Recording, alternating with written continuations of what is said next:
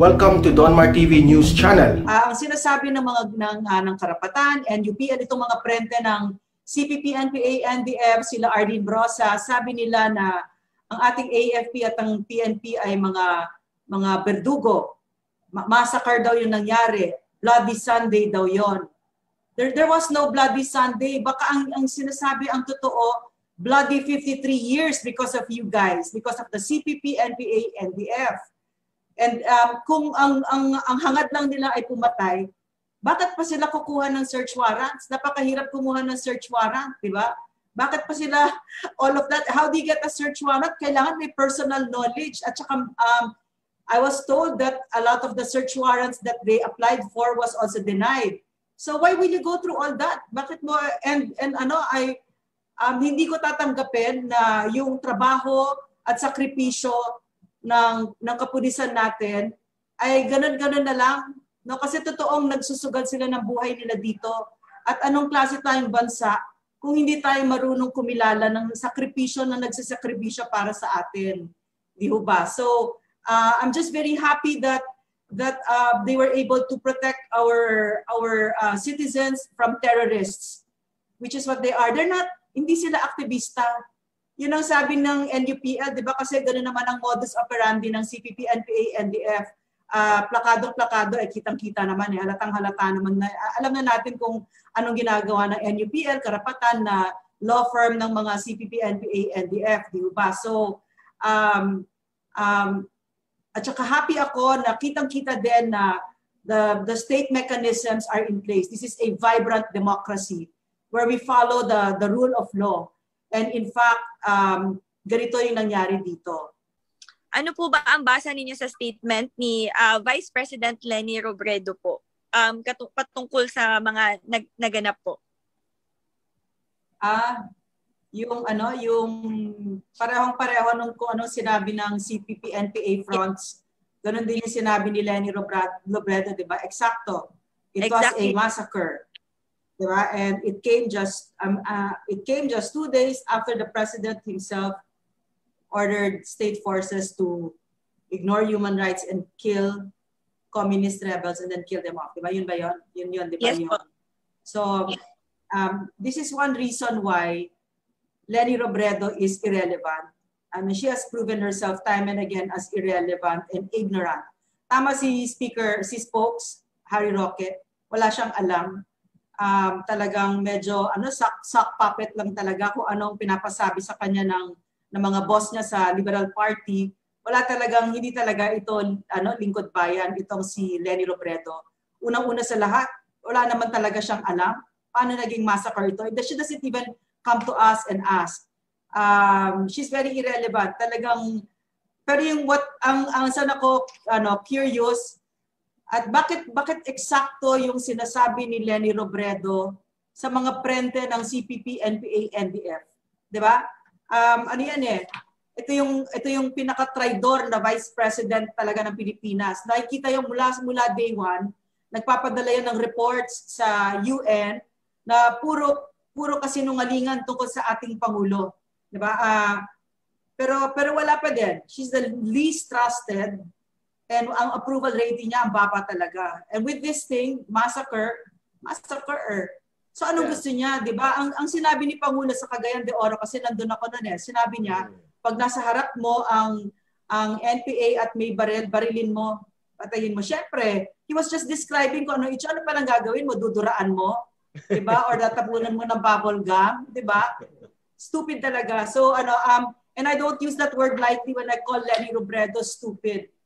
I'm basing it on things that I read about like si Hannah Arendt.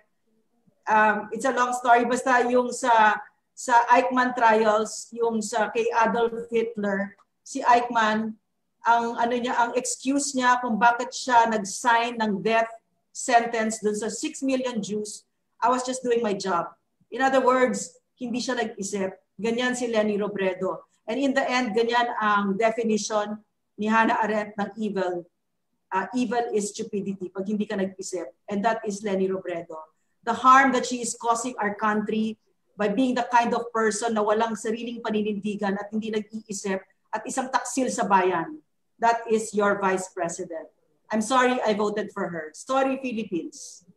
It is very alarming because it is coming as an official position of the second highest official of the land gamit ng kanyang opisina.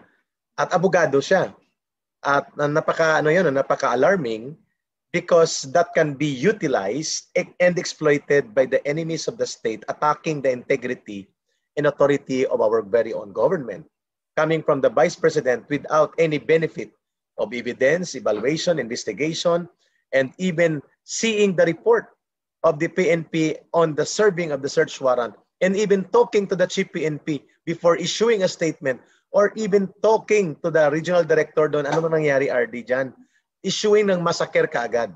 Ito ay very sweeping, very irresponsible, and alarmingly dangerous because it can trigger a more